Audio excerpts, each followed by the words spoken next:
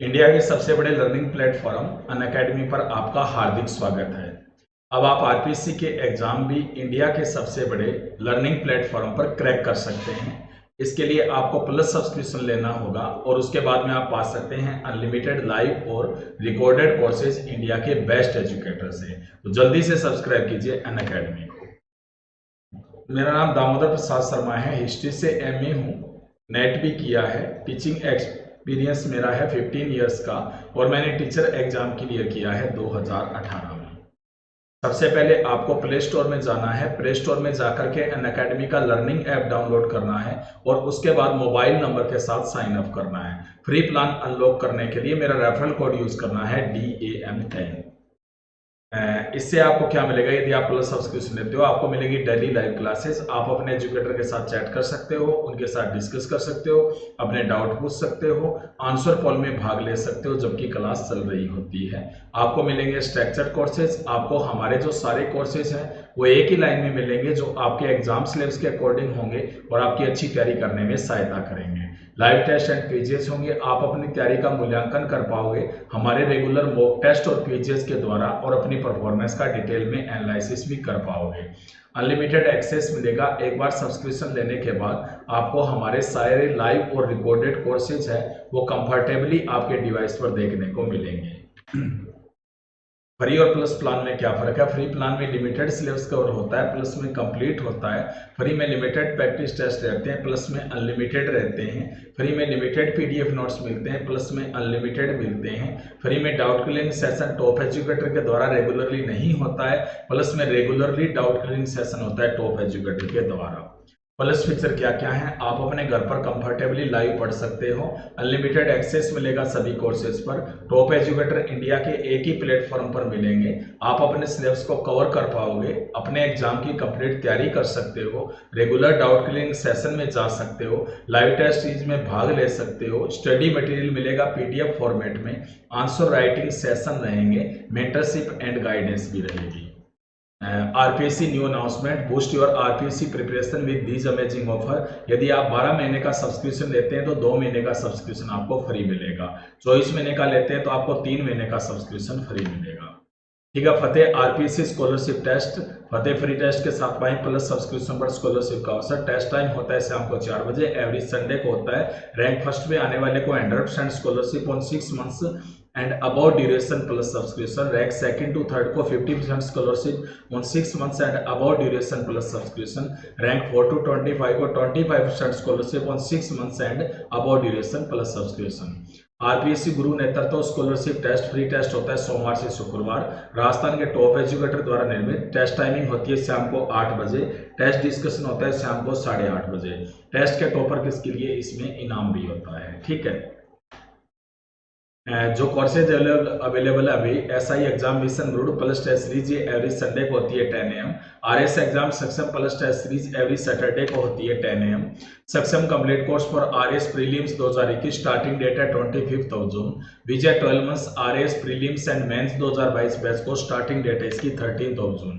ठीक है, अनअकैडमी के लर्निंग ऐप पे आरपीएससी भी जो कोर्सेज अवेलेबल है, RS, RPSC SI, Patwar, headmaster, वनरक्षक मनपाल, junior engineer, JBB NL, REET level first and second, aspire English medium, college lecturer exam. एक सब्सक्रिप्शन पर आप सारे एग्जाम की तैयारी कर सकते हैं, ऐसा केवल आपको अनअकैडमी पर ही मिलेगा। डिस्काउंट जो सब्सक्रिप्शन पर है वो 10% का रहेगा। इनमें से कोई भी प्लान आप चूज करते हैं, मेरा रेफरल कोड यूज करते हैं DAM10 तो आपको मिलेगा 10% का डिस्काउंट। कॉम्बो सब्सक्रिप्शन ऑफर सभी लर्नर के लिए अनअकैडमी लेकर आया है मेगा कॉम्बो ऑफर। 4 कैटेगरीज के टॉप एजुकेटर के साथ आप अपनी तैयारी करें। MPPSC and Vyapam, RPSC, UPPSC and UPSSSC और बीपीएससी। ठीक है, और इसके एक साथ तैयारी कर सकते हैं, तो आप निश्चित रूप से ये प्लान भी आप ले सकते हैं। ठीक है, तो आप सभी का बहुत बहुत स्वागत है। आज जो अपना टॉपिक है वो है आमेर का कछवाहा वंश। ठीक है ना, आमेर का कछवाहा वंश आज का अपना टॉपिक है और ये जो टॉपिक है ना ये दरअसल अपन स्टार्ट करने जा रहे हैं। ठीक है, तो इसमें अपन जो इतिहास है ना आमेर राजवंश का उसके बारे में अध्ययन करेंगे, यानी आमेर राजवंश के इतिहास के बारे में इस क्लास में अध्ययन करने जा रहे हैं। तो अपना टॉपिक क्या है?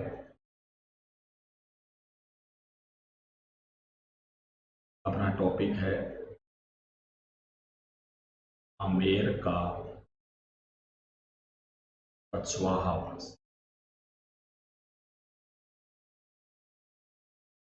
ये अपना आज का टॉपिक है, ठीक है।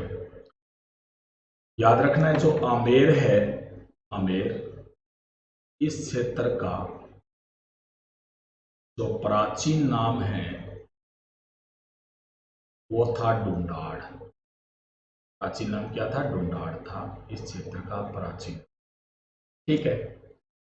इसके बारे में ऐसा माना जाता है कि दौसा के पास, कहां के पास है? दौसा के पास ढूंढ नाम की नदी बहती थी।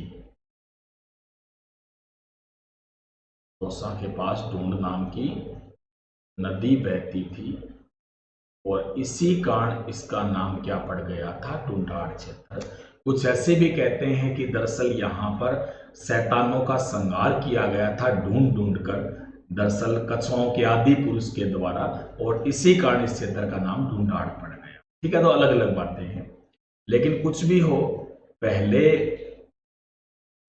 ढूंढाड़ क्षेत्र में यानी आमेर क्षेत्र में मीणाओं का शासन था। किसका शासन था? मीणाओं का,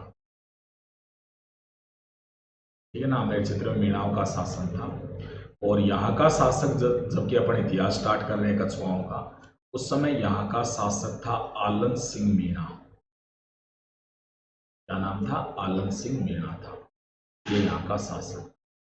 दरअसल आलन सिंह मीणा था ना जब शासक, उसी समय क्या हुआ कि दरअसल एक बालक, राजकुमार कह सकते हैं, एक राजकुमार आया था नरवर से। नरवर कहां पड़ता है? एमपी में। और इस राजकुमार का नाम क्या था? दुल्ले राय था। राजकुमार का नाम दुल्ले राय था, नरवर से आया था। और जो आलन सिंह मीणा है ना, उसने इसको शरण दे दी थी, ठीक। आलन सिंह मीणा ने शरण दी थी किसको? दुल्ले राय को शरण दी थी, ठीक है। अब दरअसल क्या हुआ कि दुल्ले राय वहीं पर रहने लगा। कहते हैं नरवर में कोई विद्रोह वगैरह हो गया था, इसलिए इसे आना पड़ा था वहां से। और उसी समय जबकि आमेर में मीणा शासक आलन सिंह था, उसी समय दौसा का शासक, कहां का शासक है? दौसा का शासक, यानी उसी समय दौसा का जो शासक है उसका नाम था राव अल्पसी। राव अल्पसी उस समय कहां का शासक था? दौसा का शासक। उसी समय क्या हुआ कि दौसा पर आक्रमण कर दिया एक जाति ने जिसका नाम था बड़ गुर्जर जाति। क्या नाम था? बड़ गुर्जर जाति थी। उसने आक्रमण कर दिया। कहां पे कर दिया था? दौसा पर कर दिया। अब जो राव अल्पसी है ना, उसे पता था कि आमेर में एक राजकुमार आया हुआ है, कौन? दुल्ले राय। और इसलिए दुल्ले राय को राव अल्पसी ने आमंत्रित किया, ठीक है ना। जो राव अल्पसी है उसने आमंत्रित कर लिया किसको? दुल्ले राय को। समझ गए मेरी बात?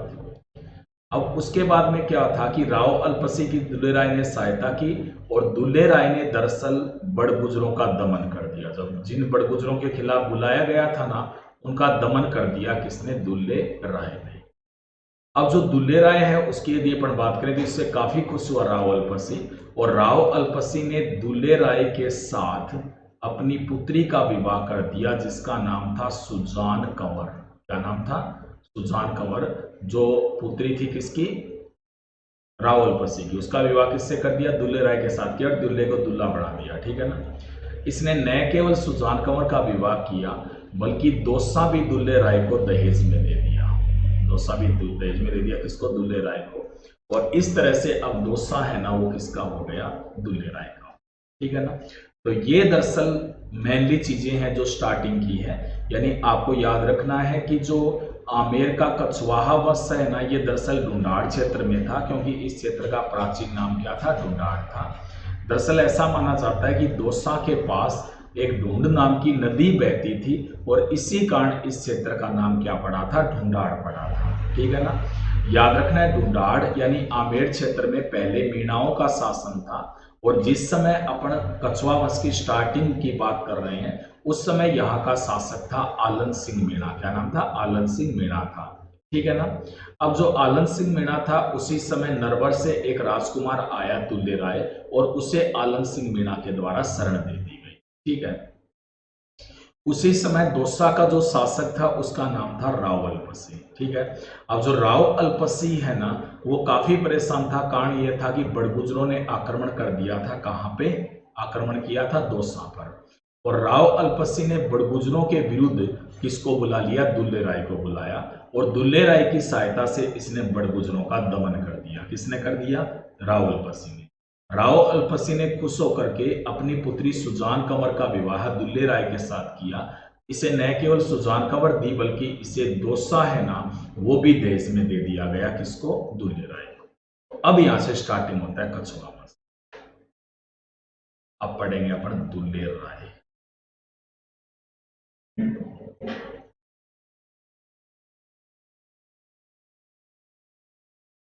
दुल्ले राय या दूसरा नाम था धोला राय।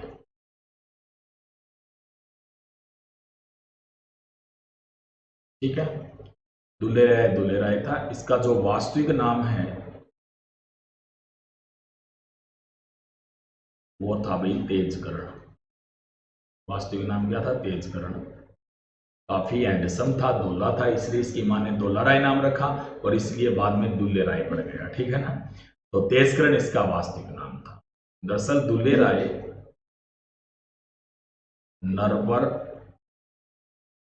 के शासक, दुल्ले राय था वो नरवर के शासक सोडे राव का पुत्र था। का पुत्र था ये सोडे राव का पुत्र था जो कहां का शासक था?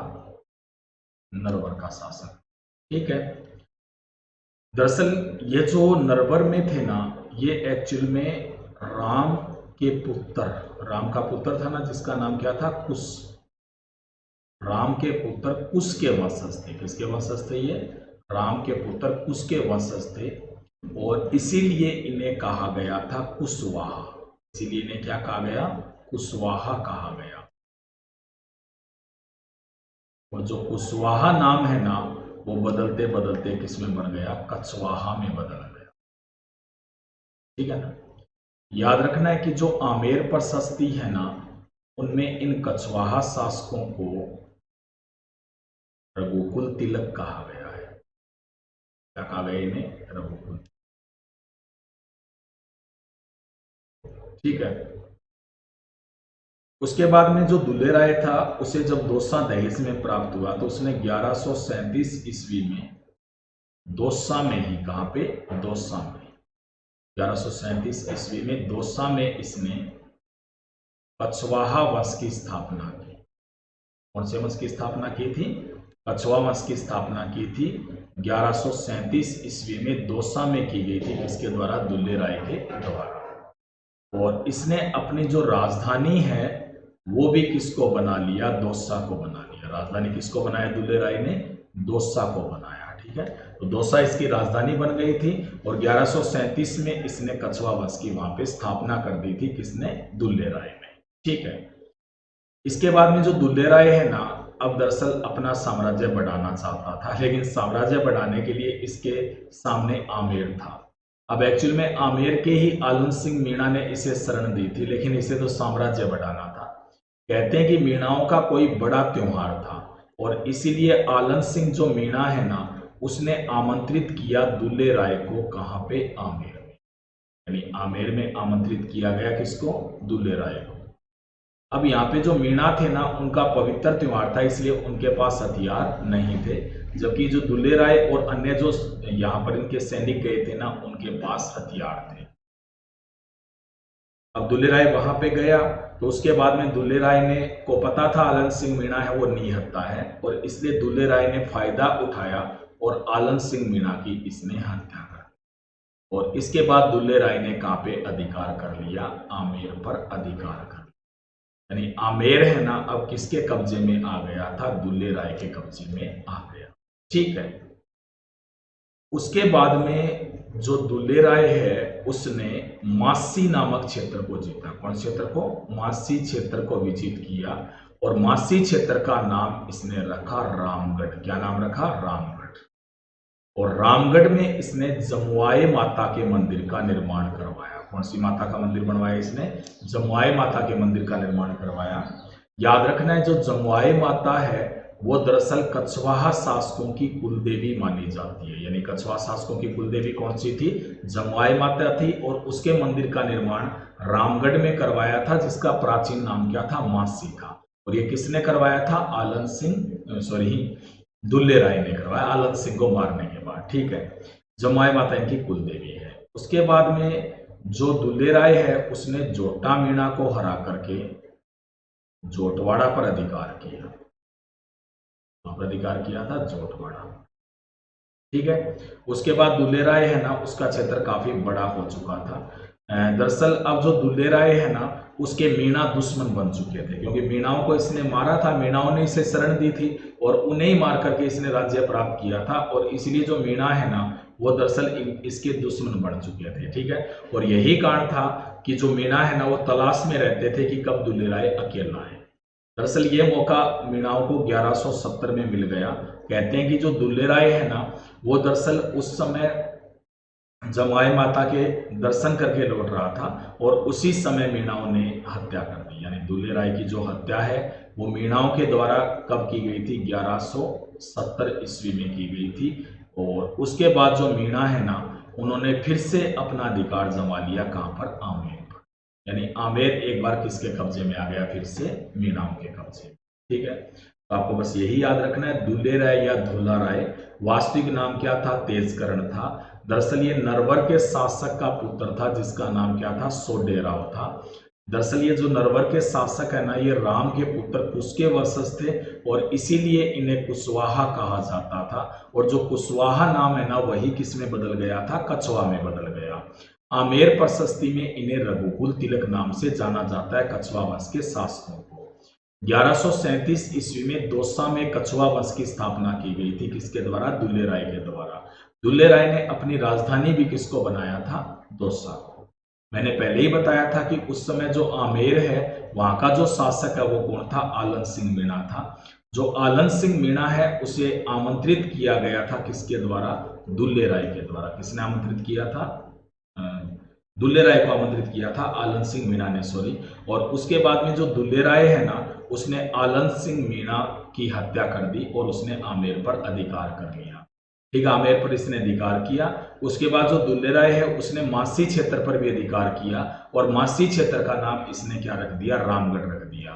रामगढ़ में इसने जमुआई माता के मंदिर का निर्माण करवाया। और जमुआई माता है ना, ये दरअसल कछवा शासकों की कुलदेवी मानी जाती है।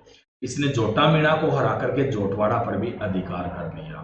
1170 ईस्वी में जो दुल्ले राय है ना, उसकी हत्या कर दी गई थी। दुल्ले राय की हत्या कर दी गई थी।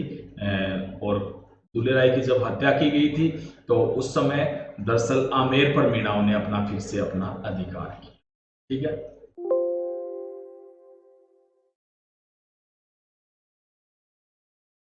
चलते हैं नेक्स्ट फिर आगे।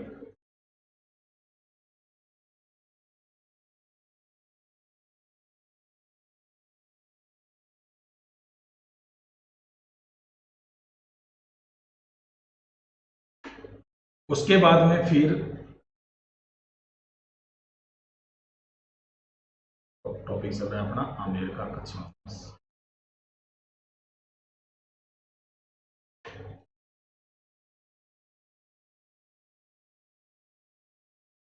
ठीक है, उसके बाद में इनका शासक बना कोकिल देव। कौन बना था? कोकिल देव।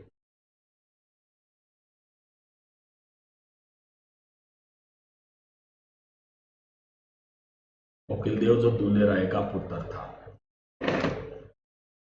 अब दरअसल दौसा में शासन कर रहा था ये, लेकिन मीणाओं के साथ इसका संघर्ष जारी था। ने 1207 ईस्वी में मीणाओं को पराजित कर दिया और मीणाओं को पराजित कर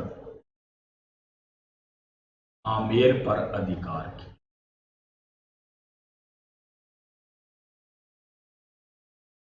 मीणाओं को पराजित करके आमेर पर अधिकार कर लिया इसने, फिर से किसने, कोकिल देव ने। और इसके बाद कोकिल देव है ना, इसने कछुआओं की राजधानी किसको बना लिया, आमेर। आमेर को राजधानी बनाया गया किसके द्वारा, कोकिल देव के द्वारा। ठीक है, तो आमेर को राजधानी बनाने वाला कछुआ वंश का शासक कौन था, कोकिल देव था। और आमेर राजधानी कब बनी थी, 1207 में। ठीक है, इससे पहले यदि अपन राजधानी की बात करें तो इससे पहले जो राजधानी है वास्तव में वो दौसा थी, और दूसरे केंद्र के रूप में किसे स्थापित किया गया था, रामगढ़ यानी जमुआ रामगढ़ को। लेकिन अब कछुओं की जो राजधानी है वो कौन सी बन चुकी थी, आमेर बन चुकी थी, जो कोकिल देव ने बनाई थी। और ये राजधानी तब तक रहेगी जब तक कि 1727 में जयपुर नहीं बसा लिया जाएगा, यानी तब तक जो कछुआ शासक है ना उनकी राजधानी कौन सी रहेगी, आमेर रहेगी। ठीक है, इसके बाद में एक शासक का और नाम मिलता है जिसका नाम था रागदेव या रामदेव। क्या नाम था, रागदेव या रामदेव शासक का नाम था। याद रखना जो रागदेव या रामदेव है ना, दरअसल इसने एक महल का निर्माण करवाया था। महल का निर्माण इसने करवाया था, रागदेव या रामदेव ने करवाया था। और जिस महल का इसने निर्माण करवाया उस महल का नाम था कदमी महल। इसने कौन से महल का निर्माण करवाया था, कदमी महल का निर्माण करवाया था। ये जो कदमी महल है ना, ये दरअसल वर्तमान में आमेर के महलों में है, यानी जो जयपुर में ना आमेर के महल, वहां पर स्थित है कौन सा, कदमी महल। और ये इसलिए प्रसिद्ध है क्योंकि यहाँ पर कछवाहा शासकों का राज्याभिषेक किया जाता था। यानी कछवाहा शासकों का जो राज्याभिषेक है, पूछा जाए कौन से महल में किया जाता था, तो कदमी महल में करते थे। और इसका निर्माण किसने करवाया था, रागदेव या रामदेव के द्वारा इसका निर्माण करवाया गया। ठीक है, इसके बाद में अपने को जिस शासक को पढ़ना है का नाम था भाई पृथ्वी सिंह कछवाहा। और शासक को पढ़ेंगे अभी अपन पृथ्वी सिंह कछवाहा।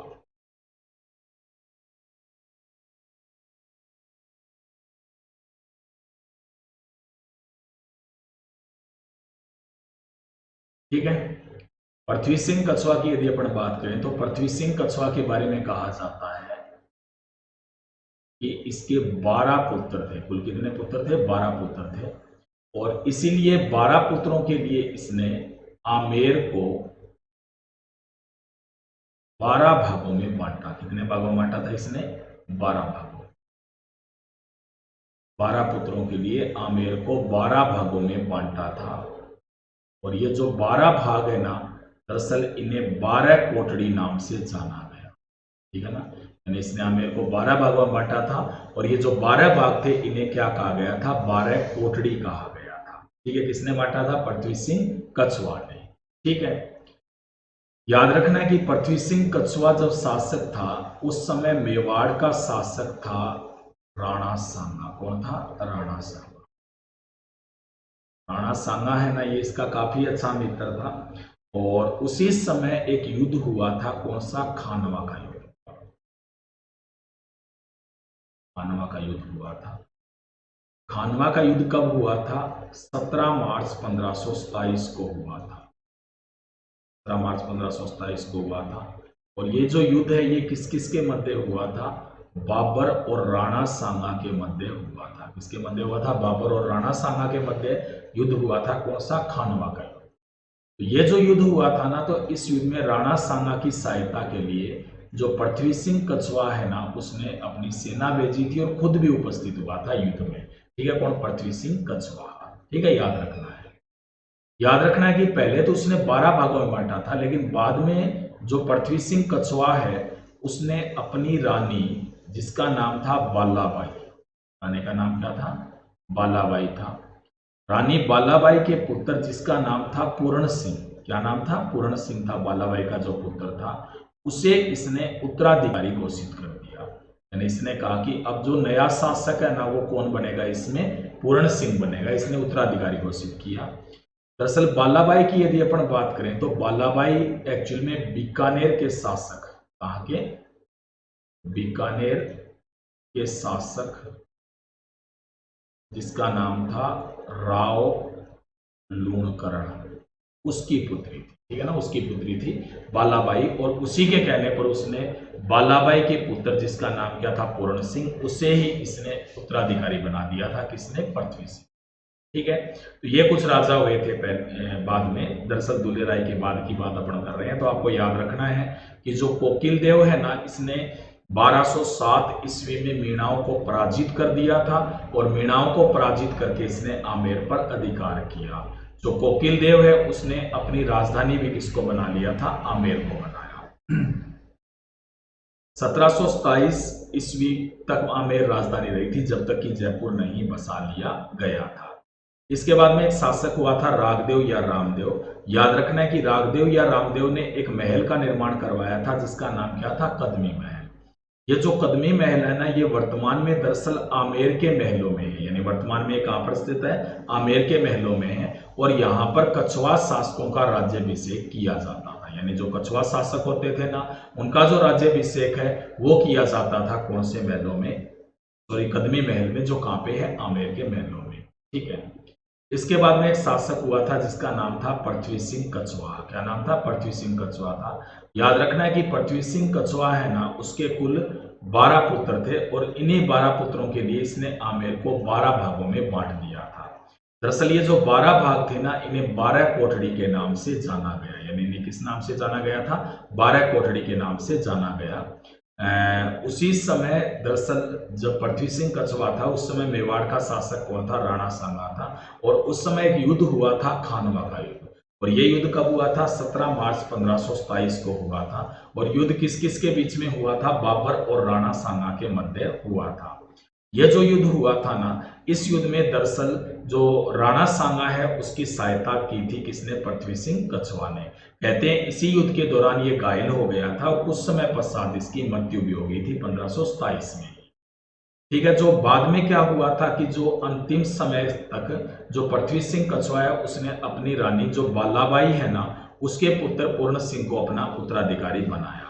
दरअसल जो बालाबाई है ये बीकानेर के शासक की पुत्री थी जिसका नाम क्या था, राव लूणकरण। ठीक है,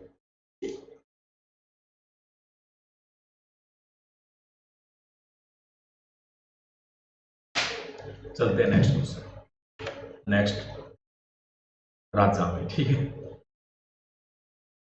तो उसके बाद में जो शासक हुआ उसका नाम क्या था फिर, पूर्ण सिंह।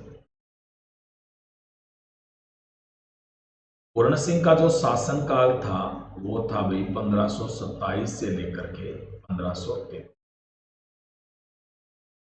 अब मैंने बताया था कि भाई थे कुल 12, तो इनमें झगड़ा तो होगा ही ना, ठीक है ना। वो नहीं चाहेंगे कि शासक कौन बने, पूर्ण सिंह बने, और इसीलिए पूर्ण सिंह का एक भाई था जिसका नाम था भीम सिंह।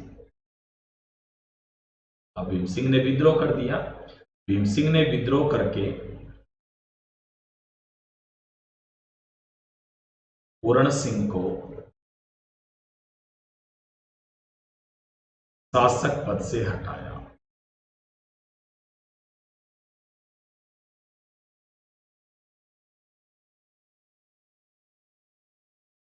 वह खुद शासक बन गया, स्वयं शासक बन गया। कौन बन गया था, भीम सिंह। तो इसके बाद में फिर शासक कौन हुआ, भी भीम सिंह हुआ।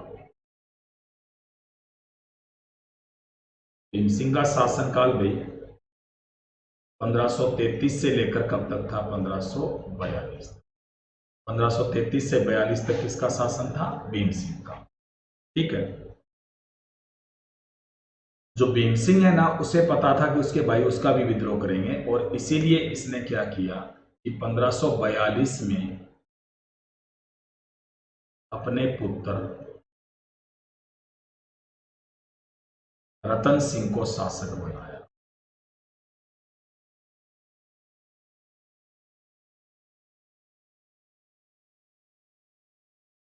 अब नया जो शासक है वो कौन बन गया था, यहाँ पे रतन सिंह। ठीक है, तो अब अपन पढ़ेंगे कौन से शासक को, रतन सिंह को।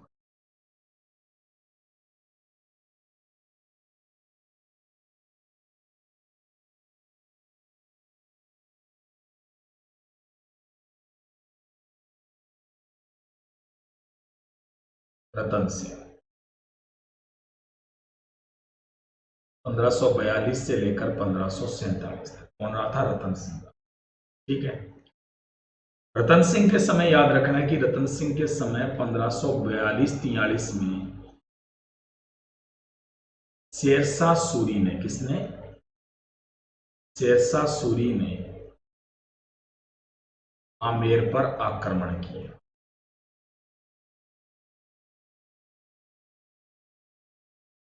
ठीक है, रतन सिंह डर गया आक्रमण से और रतन सिंह ने सामने ही जाकर के शेरशाह सूरी की अधीनता को स्वीकार कर लिया।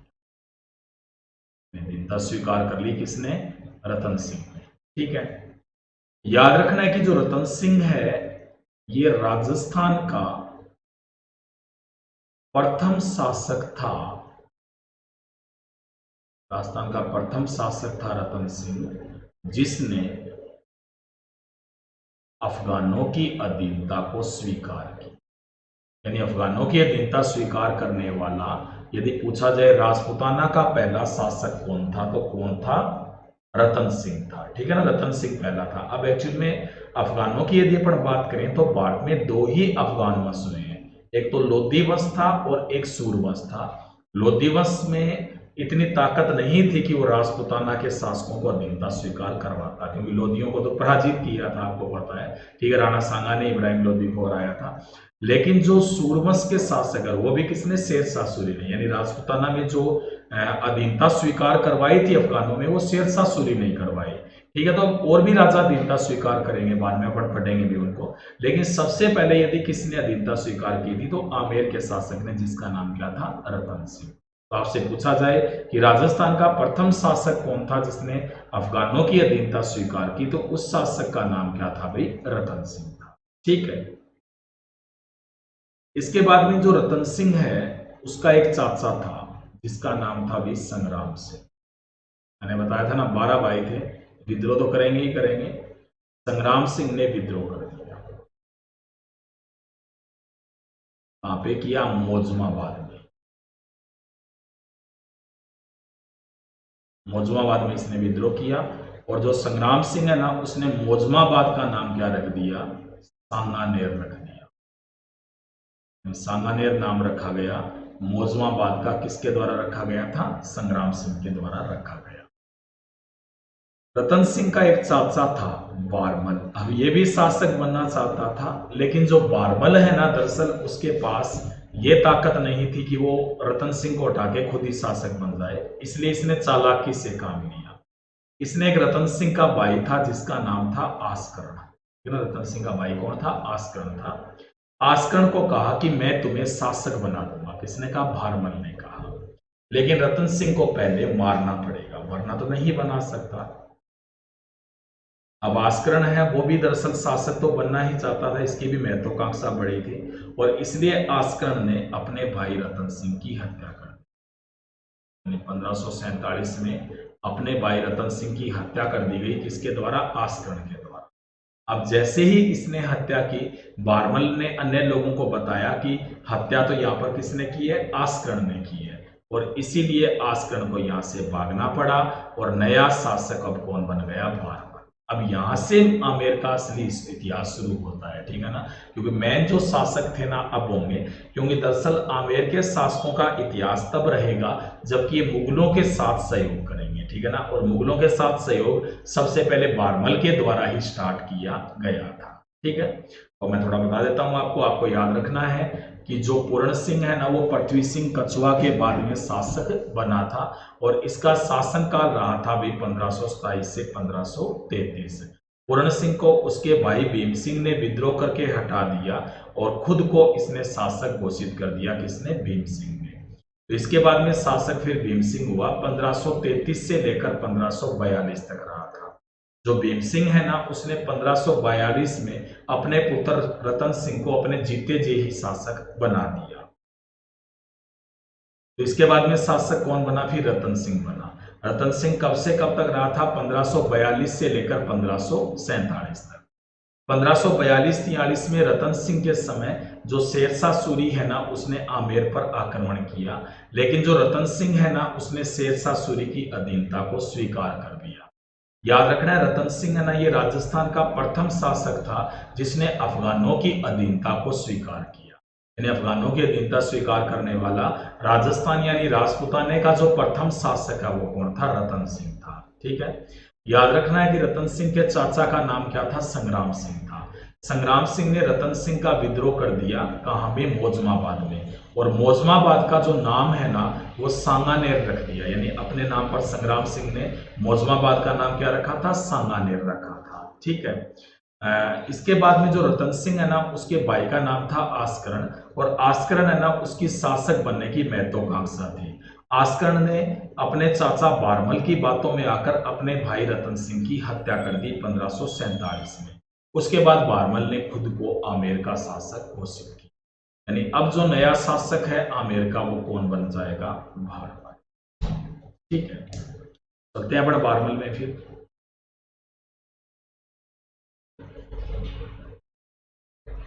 आमेर राजवंश, अब जो शासक है वो कौन बन गया था इनका? बारमल।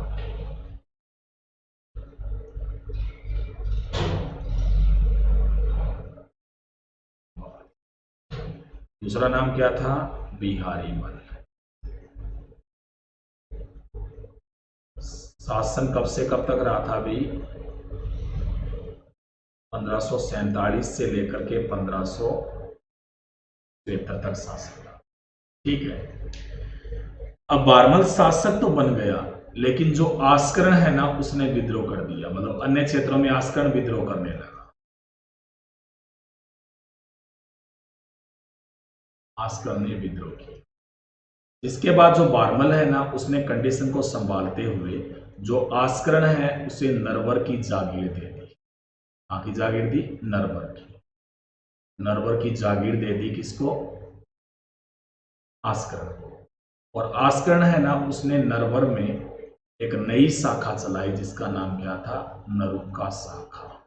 नरुका शाखा का संचालन किया गया आस्करण के द्वारा। कहां पे? नरवर में। ठीक है ना, तो नरवर की जो जागीर है वो बारमल ने किसको दे दी? फिर आस्करण। लेकिन बारमल का संकट कम होने का नाम नहीं ले रहा था। जो बारमल है उसका विद्रोह कर दिया गया किसके द्वारा? मेवों के द्वारा और मीणाओं के द्वारा। मेव और मीणा है ना ये विद्रोह कर रहे थे किसका? बारमल का। अब बारमल परेशान हो चुका था। ठीक है ना, दरअसल उसी समय जो बारमल है एक्चुअल में जब शासक था, और उसी समय मुगल बादशाह कौन बन गया था? अकबर बना था। यानी 1556 में हिंदुस्तान का मुगल बादशाह कौन बना था? अकबर बना था। दरअसल जो अकबर है ना ये चिश्ती सिलसिले से प्रभावित था, और दरअसल संत ख्वाजा मोइनुद्दीन चिश्ती की दरगाह पर आता रहता था। कौन? अकबर। कहते हैं कि इस बार भी वो 1562 ईस्वी की घटना है। 1562 ईस्वी में दरअसल जो अकबर है वो कहां पे जा रहा था? दरगाह पर जा रहा था। कहते हैं उसी समय जो अकबर है वो कहां पे रुका हुआ था? सांबर में रुका हुआ था। अब बारमल को पता चल गया अभी बादशाह यहाँ पे आया हुआ है। ठीक है ना, जो बारमल था वो उसी समय गया किसके पास? अकबर के सेनापति के पास, जिसका नाम था चंगताई खान। क्या नाम था? चंगताई खान। ठीक है ना, अब चंगताई खान उससे कहा कि मेरी अकबर से मुलाकात करा दो। तो पहली मुलाकात अकबर की बारमल से किसने कराई? चंगताई खान ने। हालांकि कुछ इतिहासकार ऐसा भी मानते हैं कि दरअसल इससे पहले जो अकबर है ना जब आगरा में था और उस समय बारमल वहां पे गया था, और उस समय बारमल की मुलाकात अकबर के साथ मजनू खान ने करवाई थी। किसने करवाई थी? मजनू खान ने करवाई थी। ऐसा भी इतिहासकार लिखते हैं। ठीक है, लेकिन अब ये पूछा जाए पहली मुलाकात किसने करवाई तो मजनू खान ने, और ये पूछा जाए भी सांबर में किसने करवाई तो चंगताई खान ने करवाई थी। ठीक है ना, अब दरअसल आगरा वाली एक घटना का भी वर्णन मिलता है कि एक्चुअल में उस समय जो अकबर था वो छोटा था, एक हाथी पर बैठा हुआ था, और उसी समय क्या हुआ कि जो हाथी था वो बिगड़ गया। ठीक है, अन्य लोग तो वहां से भाग गए डर करके, लेकिन जो बारमल था ना उसने कंट्रोल कर दिया उस हाथी को। अकबर काफी प्रसन्न हुआ था इस बात से, और अकबर ने कहा था बारमल को कि मैं इस एहसान का बदला जरूर चुकाऊंगा। ठीक है, तो ये घटना का वर्णन मिलता है। अब यहां पर चंगताई खां के पास गया बारमल, कहा कि मेरी अकबर से मुलाकात कराओ। चंगताई खां को पता चल गया भी यहाँ का राजा है, मुलाकात कराने में कोई हर्ज नहीं था, और इसीलिए जो चंगताई खां है ना उसने बारमल की मुलाकात किससे करवा दी? अकबर से। कहते हैं कि जैसे ही बारमल अकबर के सामने गया, आंखों से आंसू निकल आए और बारमल ने कहा कि मैं यहाँ पर नाम मात्र का राजा हूँ, मेव और मीना मुझे रोजाना धमकियां देते रहते हैं और लूटते रहते हैं, ठीक है ना। अब अकबर ने कहा कि अब तुम्हें डरने की जरूरत नहीं है, क्योंकि मेरा जो हाथ है ना वो तुम्हारे सर पर है, अब तुम्हें डरने की कोई आवश्यकता नहीं है। तो इसलिए यहाँ पर जो बारमल है ना, उसने अकबर की अधीनता को स्वीकार कर दिया, यानी अकबर की अधीनता को स्वीकार किया गया किसके द्वारा, बारमल के द्वारा। और ये कब किया गया था, 1562 ईस्वी में किया गया, यानी 1562 ईस्वी में यहाँ पर अकबर की अधीनता स्वीकार कर ली किसने, बारमल ने। यानी आपसे पूछा भी बहुत बार गया है कि राजपूताना का प्रथम शासक कौन था जिसने मुगलों की अधीनता को स्वीकार किया था। मुगलों की अधीनता स्वीकार करने वाला पहला शासक बारमल था। मैंने बताया था कि अफगानों की अधीनता भी आमेर ने ही स्वीकार की थी सबसे पहले, और आमेर का शासक कौन था, रतन सिंह था, ठीक है। अब बारमल ने रिक्वेस्ट की अकबर से कि वो बारमल की पुत्री से विवाह कर ले, अकबर ने उसे स्वीकार कर दिया। और इसी कारण 1562 ईस्वी में बारमल की पुत्री, जिसका नाम क्या था, हरखाबाई, उसका विवाह किससे कर दिया गया, अकबर से होगा। और विवाह कहां पे हुआ था भाई, सांबर में हुआ था, ठीक है, सांबर में विवाह हुआ था। याद रखना है कि राजपूताना का प्रथम शासक कौन था जिसने मुगलों के साथ वैवाहिक संबंध बनाए, यानी मुगलों के साथ वैवाहिक संबंध बनाने वाला राजपूताना का प्रथम शासक भी कौन था, यहाँ पे बारमल, या कौन था, बिहारीमल था, ठीक है। तो इसी के द्वारा सबसे पहले वैवाहिक संबंध बनाए गए थे, किसके साथ है, मुगलों के साथ, ठीक है ना। जो हरखाबाई है, इसके पास उपाधि भी थी, कौन सी उपाधि थी, मरियम उजमानी। ये उपाधि थी हरखाबाई के पास, कौन सी थी, मरियम उजमानी थी। दरअसल कहते हैं कि जो मरियम है ना, वो तो इसलिए कहा जाता था क्योंकि बड़ी बेगम थी। उजमानी है ना, शेख सलीम चिश्ती ने कहा था, जबकि इसने सलीम यानी जहांगीर को जन्म दिया था, ठीक है ना, जन्मदायिनी इसका अर्थ होता है। और जहांगीर है ना, वो अपनी माँ को मरियम उजमानी नाम से ही पुकारता था, ठीक है। इसके बाद में यहां पर आपको याद रखना है कि जो विवाह किया गया, तो मानसिंह फर्स्ट और भगवंत दास को किसके साथ भेजा गया, हरखाबाई के साथ। इसकी सेवा में भेजा गया, अकबर की सेवा में। अब चूंकि यहां पर मुगलों ने साथ दिया था, इस कारण जो बारमल था ना, उसने मेवों और साथ में मीणाओं का दमन कर दिया, दोनों का दमन कर दिया गया, किसके द्वारा, बारमल के द्वारा। बारमल है ना, उसे आमीर उल उमरा की उपाधि भी दी गई, यानी अकबर ने कौन सी उपाधि दी थी इसे, आमीर उल उमरा की उपाधि दी। याद रखना है कि जो बारमल है ना, उसी ने एक दुर्ग का भी निर्माण करवाया था, बानगढ़ दुर्ग। जो बानगढ़ दुर्ग कहाँ पे पड़ता है, ये अलवर में है ना। एक्चुअली आपको पता है काफी सेंसिटिव माना जाता है, भूता दुर्ग भी माना जाता है, क्योंकि यहाँ पे बोर्ड पे भी वार्निंग लिखी हुई है कि इसके अंदर जाना खतरे से खाली नहीं है, ठीक है। ऐसा माना जाता है कि यहाँ पे काफी कह सकते हैं कि भूतहा चीजें हैं, ये अलग अलग चीजें हैं इस बारे में। तो इस दुर्ग का निर्माण सबसे पहले किसके द्वारा कराया गया था, बारमल के द्वारा, ठीक है। दोबारा बता देता हूं आपको, बारमल या बिहारीमल, जिसका शासनकाल रहा था भी 1547 से लेकर 1574 तक। जो बारमल है, उसने नरवर की जागीर दे दी थी, किसको दी थी नरवर की जागीर, इसने आस्करण को दी थी, क्योंकि इसने विद्रोह कर दिया था। और उसके बाद आस्करण ने नरवर में एक नई शाखा का संचालन किया था, जिसे क्या कहा गया था, नरुका शाखा कहा गया, ठीक है। याद रखना है कि जो यहाँ पर बारमल जब शासक बना था, तो उसका विद्रोह कर दिया गया, और ये विद्रोह किसने किया था, मेवों और मीणाओं के द्वारा ये विद्रोह किया गया था, ठीक है। मेवों और मीणाओं ने इस विद्रोह को किया था। एंड इसके बाद में 1556 ईस्वी में मुगल बादशाह हिंदुस्तान का कौन बना था, अकबर बना था, यानी हिंदुस्तान का मुगल बादशाह 1556 में कौन बना था, अकबर बना था। 1562 ईस्वी में दरअसल जो अकबर है ना, वो दरगाह पर आ रहा था, और उसी समय सांबर में बारमल और अकबर की मुलाकात हुई। दरअसल बारमल और अकबर की मुलाकात चंगाई खान ने करवाई थी। हालांकि पूछा जाए कि बारमल और अकबर की जो पहली मुलाकात है वो किसने करवाई थी, तो मजनू खान ने करवाई थी, वो आगरा में हुई थी, ठीक है ना।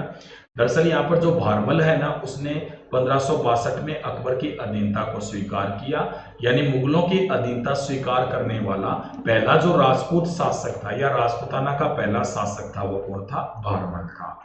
1562 ईस्वी में ही बारमल की पुत्री हरखाबाई का विवाह किसके साथ हुआ? अकबर के साथ हुआ था, ठीक है ना। और ये विवाह कहाँ पे हुआ था? सांबर में हुआ, ठीक है। याद रखना है कि यहाँ पर जो बारमल है ना, ये पहला राजपूत शासक था जिसने मुगलों की अधीनता स्वीकार की थी और मुगलों के साथ वैवाहिक संबंध बनाए थे। हरखाबाई की जो उपाधि थी वो कौन सी थी? मरियम उजमानी थी, ठीक है। याद रखना है कि हरखाबाई के साथ अकबर की सेवा में बारमल ने अपने पुत्र भगवंत दास और अपने पुत्र मानसिंह फर्स्ट को भेजा था, ठीक है। मेवों और मेणाओं के विद्रोह का भी दमन कर दिया किसने? बारमल ने। बारमल को अकबर ने कौन सी उपाधि से सम्मानित किया था? आमीर उल उमरा की उपाधि से भी सम्मानित किया था, ठीक है। जो बारमल है ना, उसने एक दुर्ग भी बनवाया था। कौन सा दुर्ग था? बानगढ़ दुर्ग था। और ये जो बानगढ़ दुर्ग है ना, ये कहां पे है? अलवर में। तो इसका निर्माण भी किसके द्वारा करवाया गया था? बारमल के द्वारा। चलते हैं फिर नेक्स्ट में, अगले नेक्स्ट शासक में चलते हैं।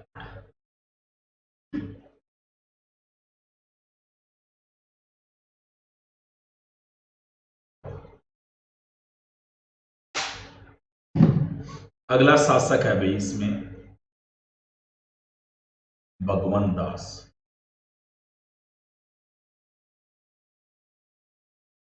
या भगवान दास।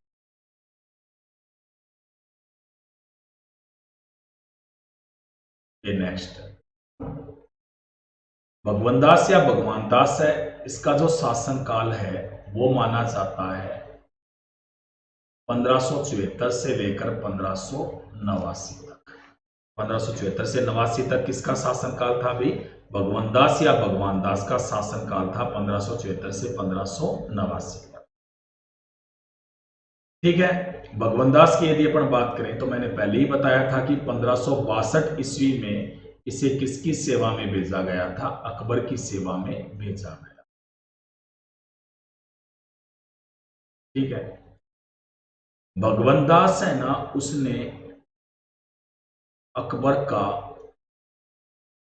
साथ दिया कौन से अभियान में दिया था?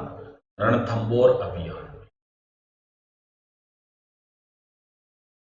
रणथंबोर अभियान में अकबर का साथ दिया था किसने? भगवंत दास या भगवान दास ने। और ये जो अभियान है ये कब हुआ था? 1569 ईस्वी में। कब हुआ था? 1569 ईस्वी में ये अभियान हुआ था।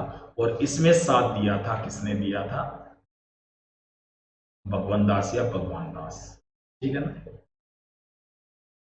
किसका दिया था? अकबर का दिया था। दरअसल यहाँ पे जो आक्रमण किया गया था, ठीक है, यहाँ पे जो आक्रमण किया गया था इसकी यदि अपन बात करें तो यहाँ पर जो आक्रमण हुआ 1569 ईस्वी में, उस समय दरअसल बूंदी के शासक का अधिकार था। और बूंदी का जो शासक है उसका नाम क्या था? सुरजनमल हाड़ा था, ठीक है ना, उसका अधिकार था। अब दरअसल यहाँ पर जैसे ही आक्रमण हुआ, सुरजनमल हाड़ा घबरा गया और उसने भगवंत दास को कहा कि वो अकबर की अधीनता स्वीकार करने के लिए तैयार है, ठीक है ना। अब भगवंत दास ने कहा ठीक है भी, और भगवंत दास ने फिर अकबर से बात की और उसके बाद सुरजनमल हाड़ा ने अकबर की अधीनता को स्वीकार कर, ठीक है ना। तो ये बूंदी का पहला शासक था जिसने अकबर की अधीनता स्वीकार की थी। वो किसने की थी? सुरजनमल हाड़ा ने। और ये अधीनता कब स्वीकार की गई थी? 1569 ईस्वी में स्वीकार की गई थी। चलते हैं नेक्स्ट। उसके बाद में आपको याद रखना है कि जो भगवंत दास या भगवान दास है उसे अकबर ने 5000 मनसबदारी प्रदान की। कितने दी थी? 5000, ठीक है। मनसबदारी आपको पता ही है, दरअसल मनसबदारी का अर्थ क्या होता था? जात व सवारों की संख्या, यानी व्यक्ति का कितना बड़ा पद है, कितना वेतन है, कितनी जागीर है, ये तो जात से तय होती थी। और सवार का मतलब होता था कितने घुड़सवार हैं, ठीक है ना। तो ये अलग अलग थे। पहले तो दरअसल सवार नहीं होते थे, बाद में अकबर ने उसमें सुधार किए थे, फिर सवार दे दिए गए थे, ठीक है ना। तो जितनी ज्यादा मनसबदारी होगी उसका पद उतना ही बड़ा था, ये तो बात फिक्स थी इसमें, ठीक है। अब याद रखना है कि जो भगवंत दास है इसे 5000 की मनसबदारी दी थी। अकबर ने ये जो मनसबदारी प्रथा है ना, ये कब प्रारंभ की थी? 1575 में प्रारंभ की थी, ठीक है ना। यानी भारत में सबसे पहले जो मनसबदारी प्रथा है उसका जो प्रारंभ है वो किसके द्वारा किया गया था? अकबर के द्वारा, ठीक है। वैसे तो सबसे पहले जो मनसबदारी प्रथा है वो प्रारंभ की थी चंगेज खाने की थी। किसने की थी? चंगेज खान ने। लेकिन बाद में इसे किसने प्रारंभ किया था? अकबर ने प्रारंभ किया। जो भगवंत दास है इसे 1577 से लेकर 1582 तक पंजाब का सूबेदार बनाया था, यानी पंजाब का सूबेदार बनाया गया था। 1577 से लेकर 1582 तक किसके द्वारा बनाया गया था? अकबर के द्वारा। ठीक है। भगवंत दास ने 1586 ईस्वी में आक्रमण किया था कश्मीर पर। कश्मीर पर आक्रमण किया था और कश्मीर पर इसके साथ भेजा था अकबर ने किसे? अब्दुल रहीम खाने खाना को। यहां पर जो कश्मीर का शासक है उसका नाम था भाई यूसुफ खान। क्या नाम था? यूसुफ खान। ठीक है ना। तो भगवंत दास ने यहां पर आक्रमण किया और यूसुफ खान को पराजित कर दिया और उसके बाद में जो कश्मीर है उस पर भगवंत दास ने पूरी तरह से अपना अधिकार कर लिया। कहने का मतलब ये अकबर के सेना के लिए गया था। तो इस तरह से जो कश्मीर है ना, यहाँ पर अब किसका अधिकार हो चुका था? अकबर का अधिकार हो चुका था। कब? 1586 ईस्वी में हुआ, जबकि आक्रमण के लिए भेजा गया था किसको? भगवंत दास को। और साथ में किसको भेजा गया था? अब्दुल रहीम। ठीक है।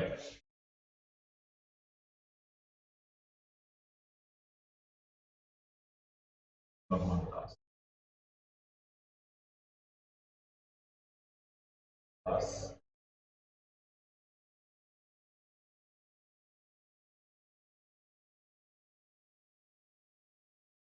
ठीक है। इसके बाद में एक और घटना हुआ है। दरअसल जो भगवंत दास है उसकी जो पुत्री है, भगवंत दास की पुत्री, उसका नाम क्या था भाई? मानबाई था। उसका नाम क्या था? मानबाई। और मानबाई है उसका जो विवाह था वो 1585 ईस्वी में अकबर के पुत्र जहांगीर के साथ हुआ था। और ये विवाह कहां पे हुआ था? आमेर में। ठीक है ना। यानी भगवंत दास की पुत्री का नाम क्या था? मानबाई था। और उसका विवाह है जहांगीर के साथ 1585 में हुआ था। और ये विवाह कहां पे हुआ था? आमेर में हुआ। ठीक है।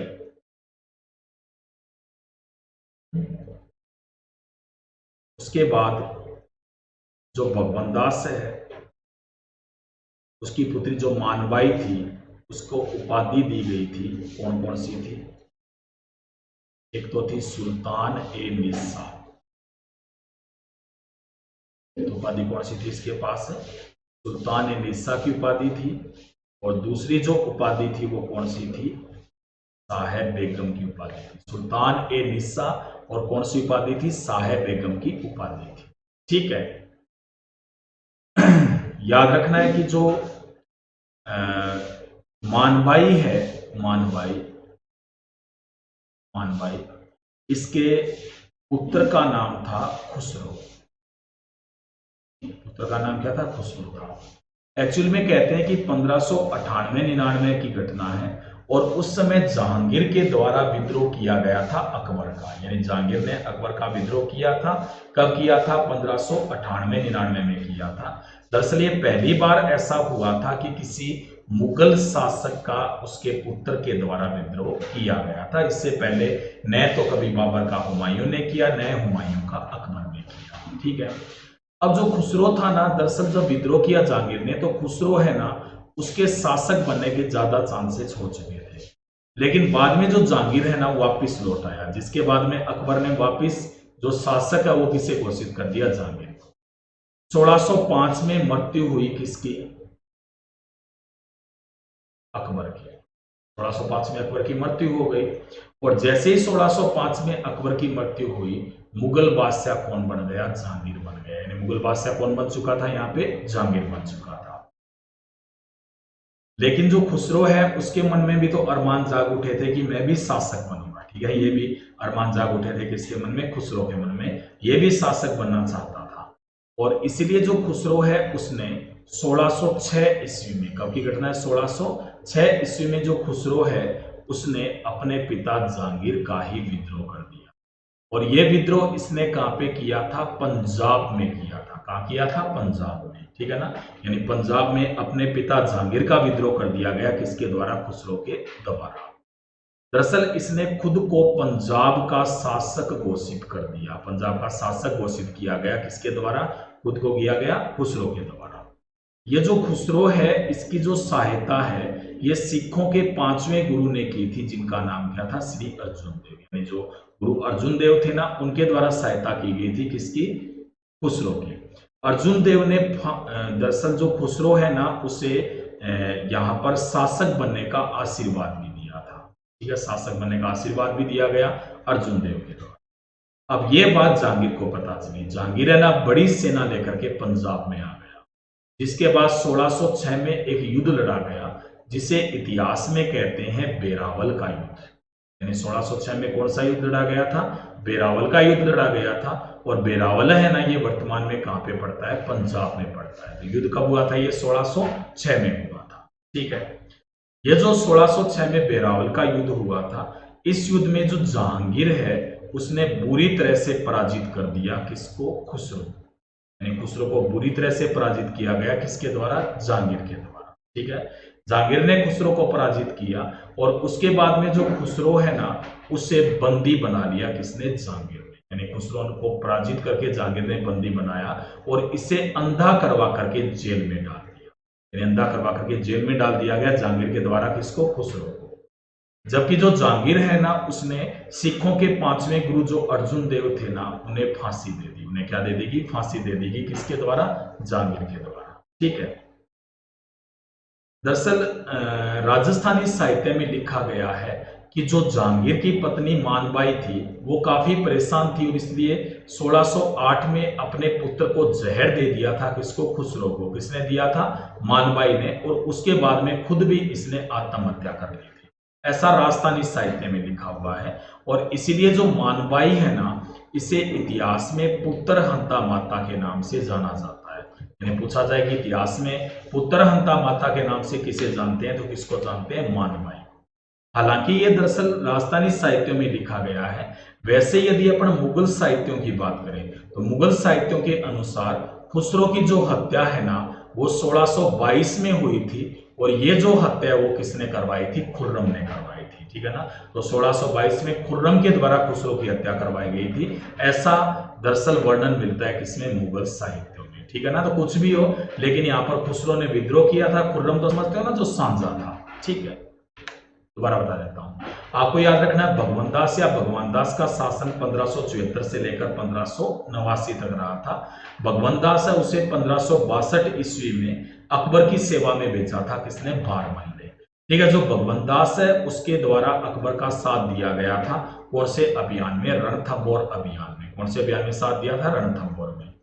1569 ईस्वी में यह घटना है और उस समय सुरजनमल हाड़ा ने भगवान दास की मध्यस्थता से अकबर की अधीनता को स्वीकार की थी। जो कहां का शासक था? बूंदी का शासक। याद रखना है कि सुरजनमल हाड़ा बूंदी का प्रथम शासक था जिसने अधीनता स्वीकार की थी, किसकी? मुगलों की, ठीक है। उसके बाद जो भगवान दास है उसे अकबर के द्वारा 5000 मनसबदारी भी प्रदान की गई थी। दरअसल जो मनसबदारी है ना, इसका अर्थ क्या होता था? जात और सवारों की संख्या। यानी ये अर्थ था किसका? मनसबदारी का। यह जो मनसबदारी प्रथा है, ये 1575 ईस्वी में अकबर ने प्रारंभ की थी। यानी भारत में अकबर ने इसे प्रारंभ किया था, लेकिन वैसे इसका जनक किसको माना जाता है? मंगोलों को, और विशेष रूप से चंगेज खां को माना जाता है। जो भगवान दास है उसे अकबर के द्वारा 1577 से 82 तक कहां का सूबेदार बनाया गया था? पंजाब का। यानी पंजाब का सूबेदार बना था 1577 से 82 तक, कौन? भगवान दास। 1586 ईस्वी में भगवान दास को कश्मीर पर आक्रमण के लिए भेजा था अकबर ने, और साथ में कौन था? अब्दुल रहीम था, ठीक है ना। अब्दुल रहीम साथ में था। ये जो आक्रमण हुआ था उस समय जो कश्मीर है वहां का शासक कौन था? यूसुफ खान था। यानी कश्मीर के शासक का नाम क्या था? यूसुफ खान था। तो जो यूसुफ खान है उसे पराजित किया था भगवान दास ने, और जो कश्मीर है ना वहां पर पूरी तरह से किसका अधिकार हुआ? अकबर का। यानी एक प्रकार से कह सकते हैं कि जो कश्मीर है ना वहां पर जो अधिकार किया गया था किसके द्वारा? अकबर के द्वारा, और भगवान दास की सहायता से हुआ था। याद रखना है कि भगवान दास है ना, उसकी पुत्री का नाम क्या था? मानबाई था। उसका विवाह 1585 में किसके साथ हुआ था? जहांगीर के साथ। और विवाह कहां पे हुआ था? आमेर में हुआ था। जो मानबाई है ना, उसकी उपाधियां कौन सी थी? सुल्तान ए निसा और साहेब बेगम, ये मानबाई की उपाधियां थी। मानबाई के पुत्र का नाम क्या था? खुसरो था। दरअसल जो खुसरो है ना, उसने 1606 ईस्वी में अपने पिता जहांगीर का पंजाब में विद्रोह कर दिया। इसने न केवल विद्रोह किया बल्कि इसने खुद को पंजाब का शासक भी घोषित कर दिया। जो खुसरो है, इसकी सहायता की गई थी सिखों के 5वें गुरु के द्वारा, जिनका नाम क्या था? अर्जुन देव था। अर्जुन देव जी ने इन्हें शासक बनने का आशीर्वाद भी दिया। 1606 में जहांगीर ने यहां पर आक्रमण किया, जिसके बाद में एक युद्ध हुआ था। कौन सा युद्ध हुआ था? बेरावल का युद्ध हुआ। बेरावल है ना, दरअसल ये पंजाब में पड़ता है। कहां पड़ता है? पंजाब में। इस युद्ध में जहांगीर ने खुसरो को बुरी तरह से पराजित कर दिया। खुसरो को बंदी बना लिया गया और उसे अंधा करके जेल में डाल दिया।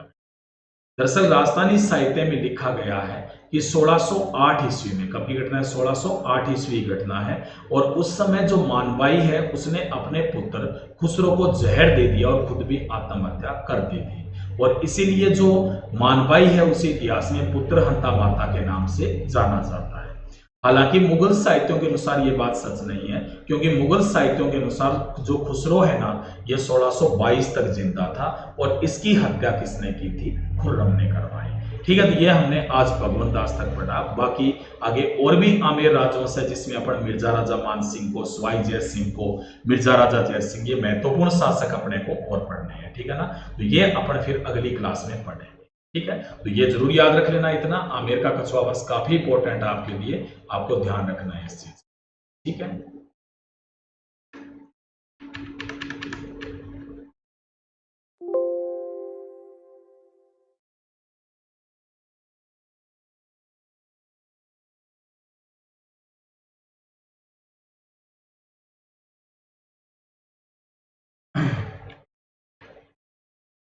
ये हमने पढ़ा आज भगवंत दास को, उसके भगवंत दास को पढ़ा, दूल्हे राय को पढ़ा। इसके अलावा हमने जो अन्य शासक है उसमें पृथ्वी सिंह कछवा को पढ़ा था, मेनली बारमल को पढ़ा था। ठीक है ना, तो कई शासक हमने पढ़े और इनमें भगवंत दास वगैरह को काफी ध्यान रखना है, ये काफी इंपॉर्टेंट है। ठीक है ना, याद रखना है। आप या आपका कोई मित्र यदि अनअकैडमी का कोर्स लेना चाहता है तो मेरा रेफरल कोड यूज कीजिएगा। मेरा जो रेफरल कोड है वो कौन सा है? DAM10। ठीक है, DAM10 मेरा रेफरल कोड है और इसके बाद में आपको मिलेगा 10% का डिस्काउंट। ठीक है ना, क्या मिलेगा? 10% का डिस्काउंट मिलेगा यदि आप मेरा रेफरल कोड यूज करते हो DAM10।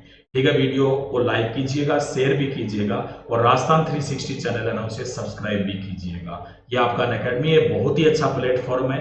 दरअसल इसे यदि आप इससे की सहायता लेते हो तो निश्चित रूप से आप कामयाब हो सकते हो। तो इसलिए सब्सक्राइब जरूर कर लें चैनल को, राजस्थान 360 को। ठीक है ना, तो आपका बहुत बहुत धन्यवाद। बेल आइकन को प्रेस करें ताकि आपको नोटिफिकेशन मिल जाए। ठीक है, तो सबको बहुत धन्यवाद। अगला जो पार्ट होगा उसमें आगे के जो आमेर के जो कछुआ शासक रह गए हैं उनकी हम जानकारी प्राप्त करें।